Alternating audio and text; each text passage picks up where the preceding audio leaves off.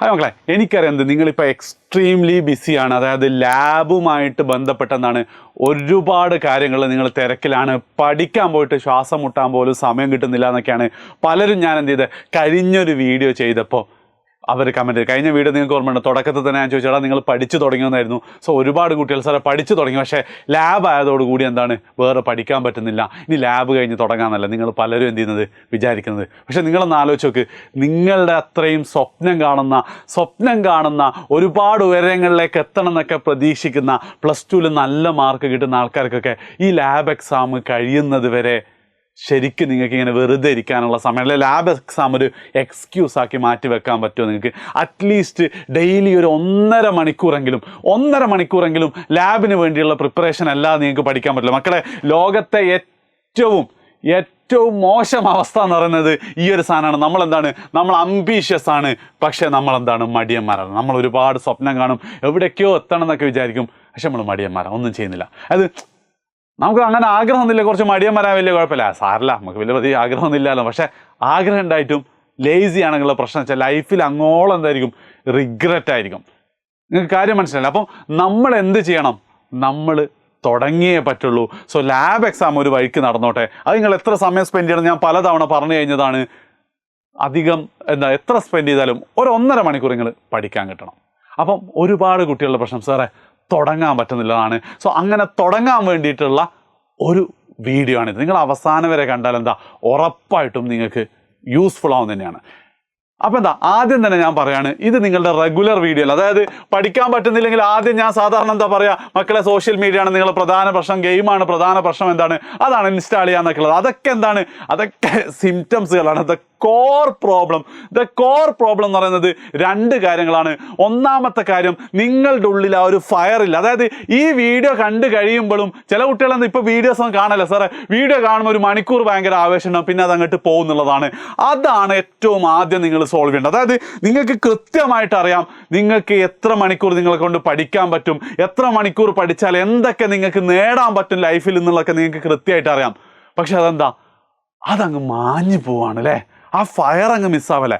അതുണ്ടാക്കലാണ് ഏറ്റവും ആദ്യത്തെ പ്രശ്നം. ആദ്യത്തെ സൊല്യൂഷൻ. അതിന് നിങ്ങൾ ചെയ്യാൻ ഒരൊറ്റ വഴിയുള്ളൂ, റൈറ്റ് ഇറ്റ് ഡൗൺ. നിങ്ങൾ എഴുതി വെക്കണം. എങ്ങനെയെന്നോ, അതായത് ഈ വീഡിയോ കഴിഞ്ഞിട്ട് നിങ്ങൾക്ക് അല്പമെങ്കിലും ആഗ്രഹമുണ്ട് ലൈഫിൽ രക്ഷപ്പെടണം എന്നുണ്ടെങ്കിൽ ഒരു പേപ്പർ എടുക്കുക, എഴുതി വെക്കാം. നിങ്ങൾക്ക് ഈ മാർച്ച് പരീക്ഷ കഴിയുമ്പോൾ എന്താ നിങ്ങൾക്ക് വേണ്ടത്, അങ്ങനെ കിട്ടിക്കഴിഞ്ഞാൽ എന്താണ് നിങ്ങളെ ലൈഫിൽ മൊത്തത്തിൽ ഉണ്ടാകാൻ പോകുന്ന മാറ്റം. 3 ക്വസ്റ്റ്യൻ ആട്ടോ. ഹൗ മച്ച് മാർക്കാണ്, എന്താ വേണ്ടത്, എത്ര മാർക്ക് മാർച്ചിൽ നിങ്ങൾക്ക് വേണം. ആ മാർക്ക് ഇട്ട് കഴിഞ്ഞാൽ ലൈഫിൽ എന്താണ് നിങ്ങൾക്ക് ഉണ്ടാകാൻ പോകുന്ന മാറ്റം. ചിലപ്പോൾ ഇത്രയായിരിക്കും, എനിക്കൊരു 95% ആണെങ്കിൽ ഞാൻ ഉറപ്പായിട്ട് റിപ്പീറ്റ് ചെയ്താൽ ഞാൻ NIT കയറും, അല്ലെ IIT കയറും, അല്ലെ ഗവൺമെൻറ് മെഡിക്കൽ കയറും, പിന്നെ ലൈഫ് സെറ്റ്. അതായിരിക്കും. അതേ സ്ഥാനത്ത് എനിക്ക് 75% നമുക്ക് റിപ്പീറ്റ് ചെയ്യാനുള്ള കോൺഫിഡൻസ് പോലും ഉണ്ടാവില്ല അല്ലേ. അങ്ങനെ എന്ത് ചെയ്യുക, നിങ്ങളിത് എഴുതി വെക്കാം. അല്ലെങ്കിൽ എനിക്ക് 95% ഒക്കെ കിട്ടുകയാണെങ്കിൽ ഞാൻ CUT ചെയ്യും, എന്നിട്ട് ഡൽഹി യൂണിവേഴ്സിറ്റി പഠിക്കും, എന്താണെങ്കിലും കുഴപ്പമില്ല.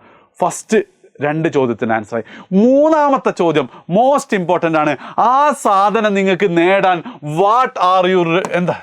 ഇംഗ്ലീഷ് പോയി, നിങ്ങൾ എന്തൊക്കെ സാക്രിഫൈസ് ചെയ്യാൻ റെഡിയാണ്, അല്ലെങ്കിൽ എന്തുമാത്രം എഫേർട്ട് എടുക്കാൻ റെഡിയാണ്. അതാണ് 3ാമത്തെ ചോദ്യം.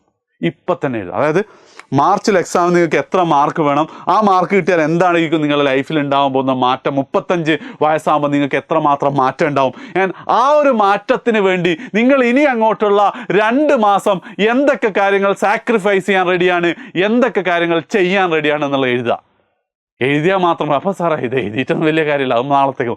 എഴുതിയിട്ട് നിങ്ങൾ ചെയ്യേണ്ടത് വെച്ചാൽ, നിങ്ങൾ ഉറങ്ങാൻ കിടക്കുന്ന ബെഡിലെ ഇതാണ് ഇവിടെ ഇങ്ങനെയാണ് നിങ്ങൾ കിടക്കുന്നത്, ആ ബെഡിൻ്റെ മുന്നിലുള്ള ചുമരുമല്ല അതങ്ങ് ഒട്ടിക്കണം.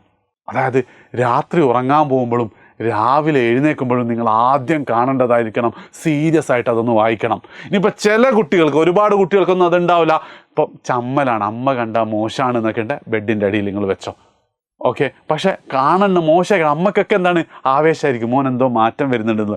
നിങ്ങളൊന്ന് ആലോചിച്ച് നോക്ക്, നിങ്ങളിപ്പം ഞാനീ പറഞ്ഞ കാര്യം എഴുതാൻ പോയി എഴുതിയിട്ട് അതും വായിച്ചു കൊണ്ടാണ് രാവിലെ നിങ്ങൾ എഴുന്നേൽക്കുന്നതെങ്കിൽ, നിങ്ങൾ ബാത്റൂമിൽ പോകുമ്പോൾ നിങ്ങളെ ഫോണും നോക്കിയിട്ട് ഇന്നലത്തെ കണ്ടിന്യൂസ് സ്ക്രോളിങ് നിങ്ങൾ ചെയ്തുകൊണ്ടിരിക്കുമോ? ഇന്നലെ നിർത്തി വെച്ചെടുത്തുന്നുള്ള ചാറ്റും സ്ക്രോളും നമ്മൾ ഇന്ന് തുടങ്ങും? ഇല്ല.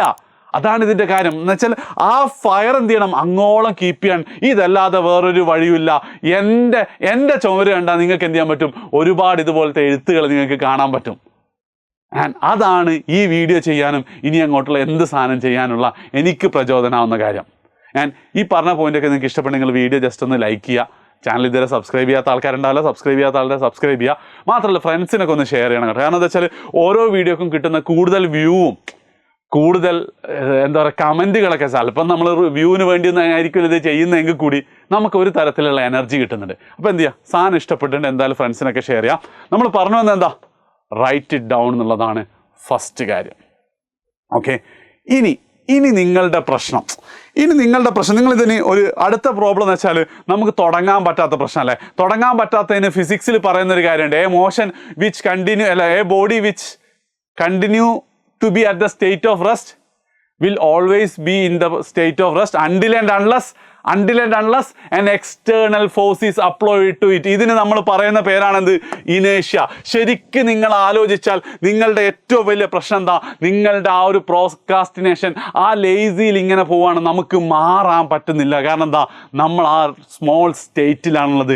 നമ്മൾ എന്ത് ചെയ്യണം, നമ്മളൊരു എക്സ്റ്റേണൽ ഫോഴ്സ് അപ്ലൈ ചെയ്യണം അല്ലേ. ആ എക്സ്റ്റേണൽ ഫോഴ്സ് അപ്ലൈ ചെയ്യുന്ന കേസിൽ രണ്ട് പ്രശ്നങ്ങളാണ് നിങ്ങൾക്കുള്ളത്.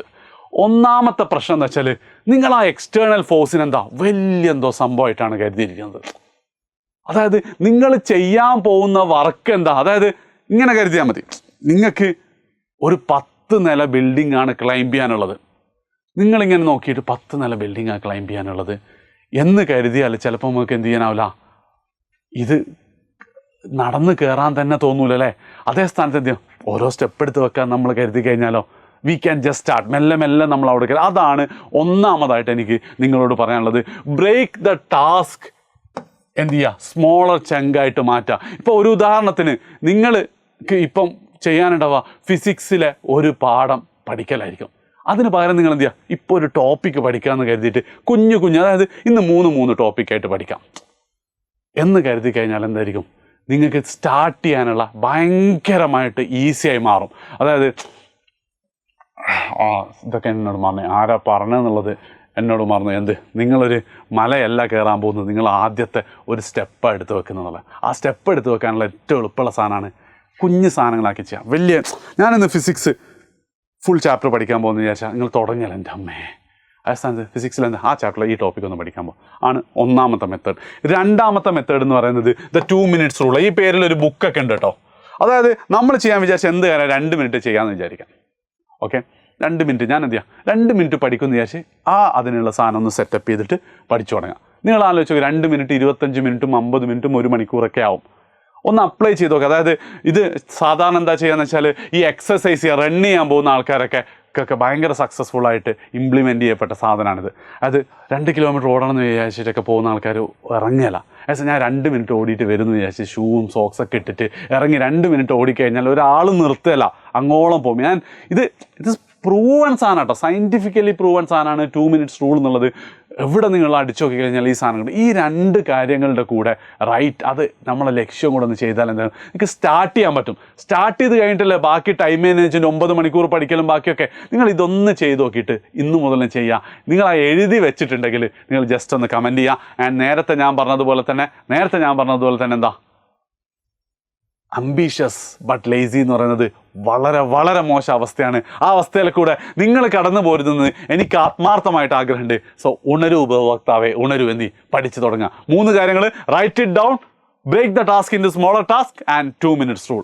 വർക്ക് ചെയ്യും. ഇഷ്ടപ്പെട്ടിട്ട് നേരത്തെ പറഞ്ഞല്ലോ ഫ്രണ്ട്സിന് ഷെയർ ചെയ്യട്ടോ. കൂടുതൽ കമൻറ്റ്, കൂടുതൽ വ്യൂസ് കിട്ടുമ്പോൾ അടുത്ത വീഡിയോ ഇടാൻ ഒരു പ്രചോദനമായിരിക്കും. അപ്പം ബൈ.